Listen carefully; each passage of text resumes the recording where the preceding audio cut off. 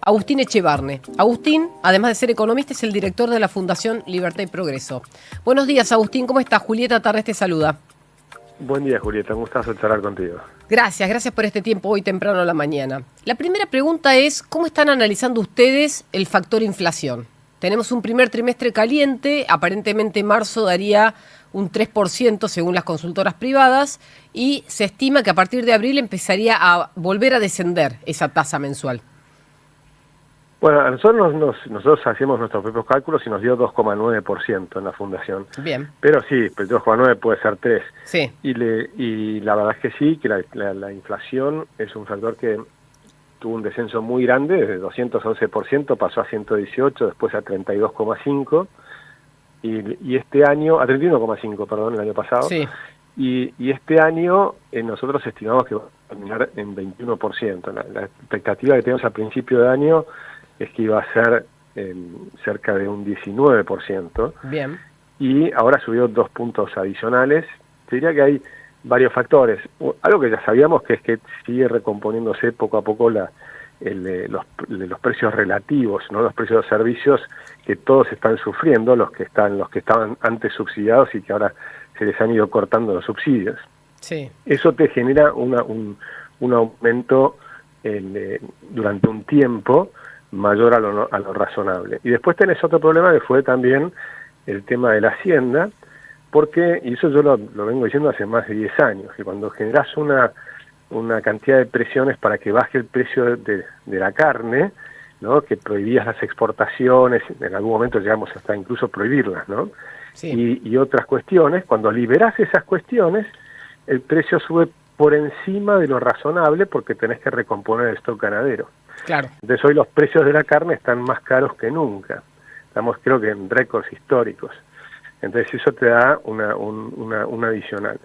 Pero la inflación finalmente se va a controlar porque te estás controlando que el Banco Central no está financiando al Tesoro. Exacto. O sea que eso va a volver a bajar. Y nosotros esperamos en la segunda mitad del año, nunca pensamos que iba a ser 10,5%, que Sí, era lo que muy optimista. decía el presupuesto. Claro. Eso era demasiado optimista. Sí. Pero sí creo que en la segunda mitad del año vamos a tener una inflación más baja. Bien, es un buen punto. Ahora, vos diste en el clavo recién cuando hablaste sobre la política monetaria, porque si nosotros le preguntásemos esto al ministro de Economía, nos diría, hay un cambio de precios relativos, hay algunos precios de alimentos y sobre todo el combustible sube, eso afecta a toda la cadena, pero en realidad lo que hay de fondo es que hay muchos pesos circulando todavía en la economía que vienen o quedaron remanentes de años anteriores.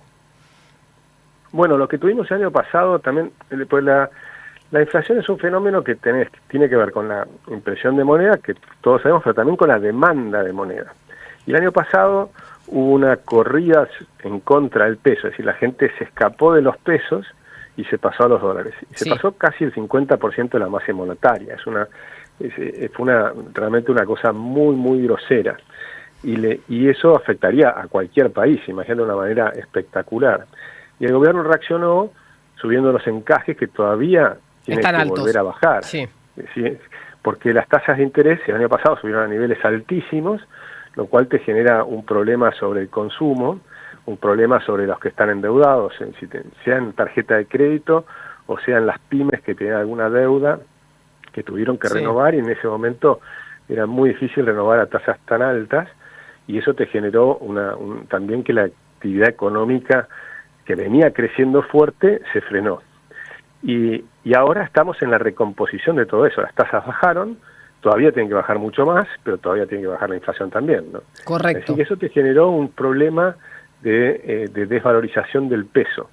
Y claro. Por eso también tenés ese aumento de la inflación. Ahora nosotros tenemos en este segundo trimestre varias noticias positivas. Yo creo que va a ser, lo más positivo es la cosecha del campo, porque eso te va a generar una recomposición de por lo menos más cerca de un tercio de la economía que va a tener un impulso hacia arriba, y eso te va a generar también que se empiece a tranquilizar algunas cosas, y tenés también, por un tema estacional, el aumento de demanda de dinero. Hay una parte que es estructural y una parte que es estacional. Claro. A partir de marzo, estacionalmente, hay un aumento de la demanda de dinero, con lo cual eso también va a mejorar un poco las tensiones, digamos. Ahora, siguiendo tu razonamiento, anoche yo escuchaba al ministro de Economía hablar sobre distintos temas que los concatenó cómo funciona la economía. Dijo, estamos en niveles de crecimiento récord de los últimos 11, 14 años, el PBI crece, a pesar de esto que vos dijiste, que tuvo un valle y después volvió a recuperar.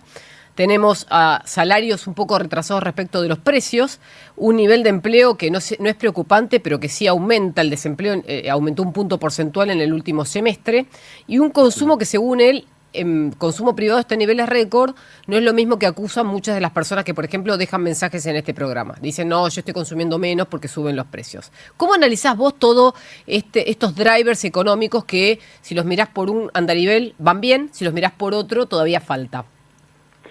Bueno, lo que pasa es que depende en qué sector te toca, claro. Porque hay sectores que están muy bien y sectores que obviamente no lo están.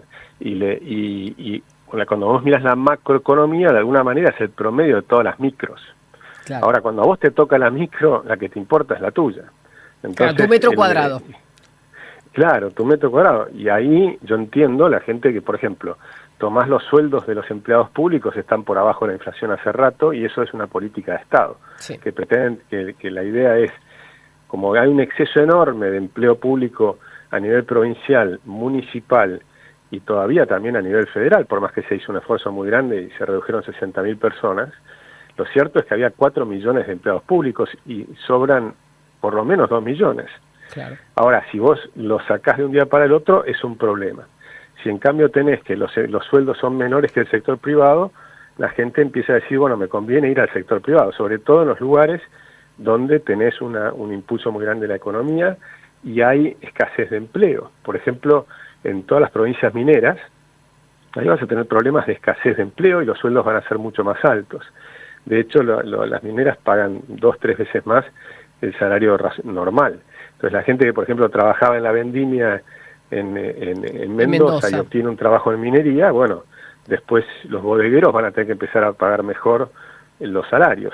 Pero eso es un proceso que se va dando con el tiempo, sí. ¿verdad? Ahora, ¿por qué todavía no estamos viendo una migración laboral, al menos del conurbano o de los conurbanos hacia el interior? Teniendo en cuenta esto que decís, ¿no? Bueno, eso lo vamos a hacer con el tiempo. Esos procesos son relativamente largos. Y tampoco estamos tan acostumbrados en Argentina a irnos desde los centros urbanos hacia las provincias, ¿no? Es Más verdad, bien, es cultural. Y yo creo que hay un aspecto cultural. En Estados Unidos, sí, la gente se mueve mucho más rápido, está acostumbrada a cambiar de ciudad.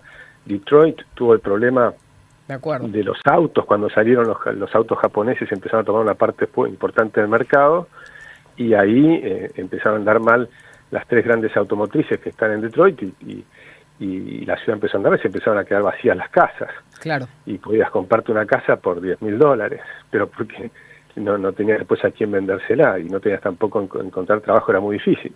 Bueno, esas cosas ocurren muy normalmente en Estados Unidos. Acá lo que hubo fue una migración que venía al revés, que venía siempre del campo hacia la ciudad. Claro. Y la pregunta es si esto se va a revertir. Yo creo que sí, se va a ir revirtiendo poco a poco, pero no es un proceso que se da de un día para el otro. Son procesos largos.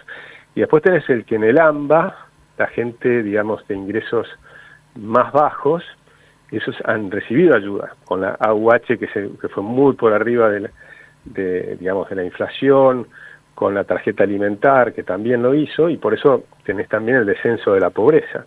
Pero los sectores intermedios, que están pagando ahora los servicios lo que valen, el agua, la electricidad, el transporte, correcto, y te han sacado los servicios, y bueno, esos están teniendo un problema, son los que verdaderamente están sufriendo el ajuste.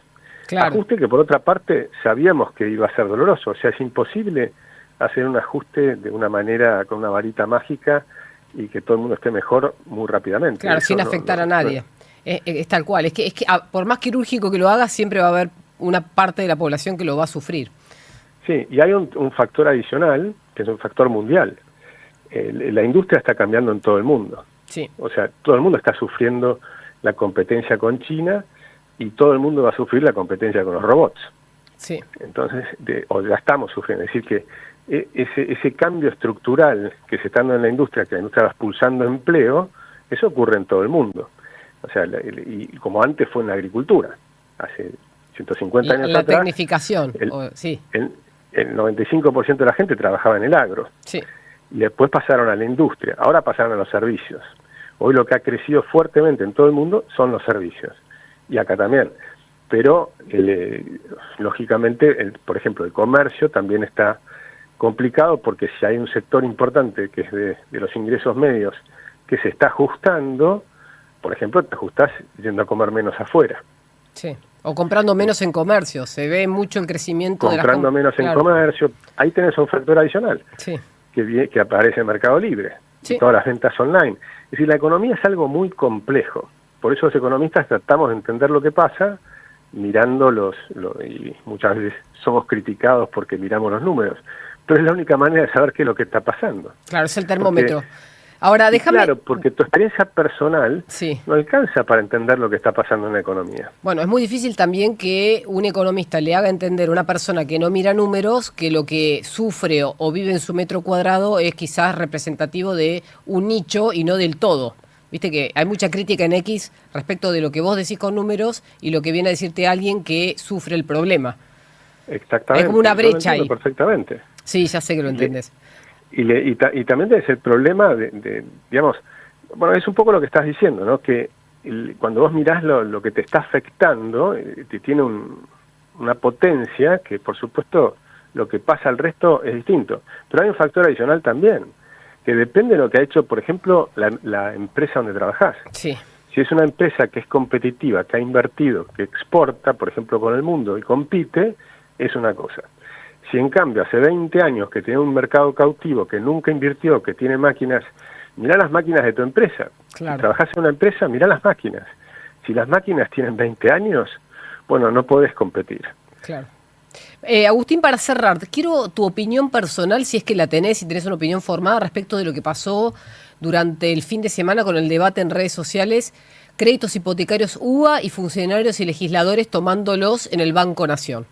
¿Qué pensás sobre eso? Porque genera debate, están nuestros oyentes del otro lado comentando sobre ese tema y quiero escucharte a vos que conocés mucho, no solamente el sistema bancario, sino también entendés financieramente cómo funciona.